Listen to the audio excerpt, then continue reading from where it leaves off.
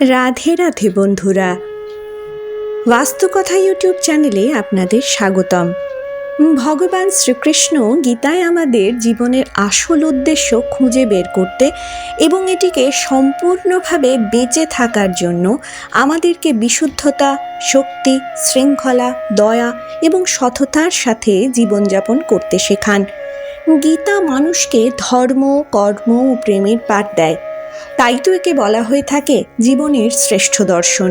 আর জীবনের সকল মানসিক অপসাদ থেকে মুক্তি পেতে শুনুন প্রভু শ্রীকৃষ্ণের কিছু অমূল্য উপদেশ। তাই 3টে ছবির যে কোনো একটিকে স্পর্শ করুন এবং তার উপদেশ শুনুন। তবে তার আগে এই ধরনের ভিডিও পেতে অবশ্যই চ্যানেলটি সাবস্ক্রাইব করুন এবং বেল বাটনটি প্রেস করুন।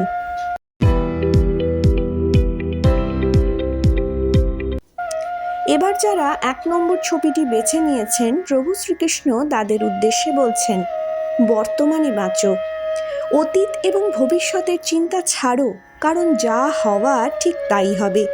মনে রেখো, যা হয় তা ভালোর জন্যই হয়। তাই অতীত ও ভবিষ্যতের চিন্তা ছেড়ে বর্তমানে বাঁচতে শেখো। আত্মা অমর, এই শরীর আমাদের নয়। অগ্নি, জল, বায়ু, পৃথিবী, আকাশ দিয়ে তৈরি এই শরীর মৃত্যুর পর পঞ্চভূতেই বিলীন হবে। আত্মা স্থির, আত্মার জন্ম বা মৃত্যু হয় না। আমরা আত্মা। নাম, পদ, প্রতিষ্ঠা, ধর্ম, স্ত্রী বা পুরুষ কোনোটাই আমরা নই। মন শান্ত করতে শেখো। অশান্ত মন আমাদের মস্তিষ্ককে চঞ্চল করে। এই অবস্থায় আমরা সঠিক সিদ্ধান্ত নিতে পারি না। মনকে শান্ত করার জন্য বৈরাগ্যের সাধনা করতে হবে, না হলে অনিয়ন্ত্রিত মন আমাদের ক্ষতি করবে। এখন যারা 3 নম্বর ছবিটি বেছে নিয়েছেন তাদের উদ্দেশ্যে প্রভুর বার্তা, কাজের আগে বিচার করো। আমরা যে কর্মই করি না কেন তার ফল আমাদের ভোগ করতেই হয়। তাই কর্ম করার আগে বিচার করা জরুরি।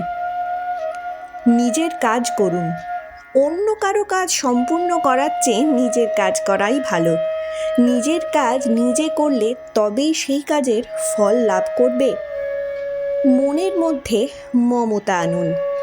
সকলের প্রতি মায়া মমতা থাকা জরুরি।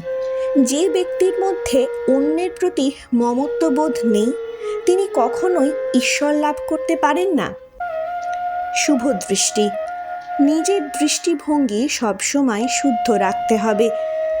জ্ঞান ও কর্মকে এক রূপে দেখো, এর ফলে তোমার দৃষ্টিকোণে পরিবর্তন আসবেই। এখন যারা 2 নম্বর ছবিটি বেছে নিয়েছেন তাদের পরামর্শ হলো, ঈশ্বরের প্রতি নিজেকে সমর্পণ। নিজেকে সর্বদা ঈশ্বরের চরণে নিবেদন করে রাখো।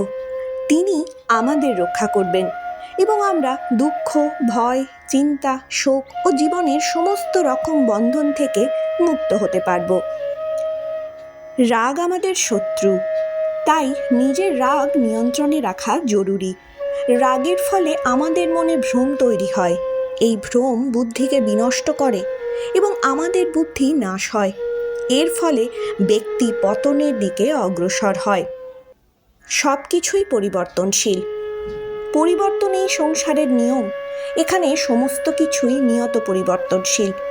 সুখ, দুঃখ, লাভ, ক্ষতি, জয়, পরাজয়, মান, অপমান সব কিছুই সময়ের সঙ্গে বদলে যায়। এই সব ভুলে জীবন উপভোগ করা উচিত। যারা নিজেদের জয় করেছে তাদের চেতনায় সর্বোচ্চ বাস্তবতা প্রকাশ পায়। তারা শান্তিতে বাস করে। একইভাবে ঠান্ডা এবং গরম, আনন্দ এবং বেদনা, প্রশংসা এবং দোষারোপ করে।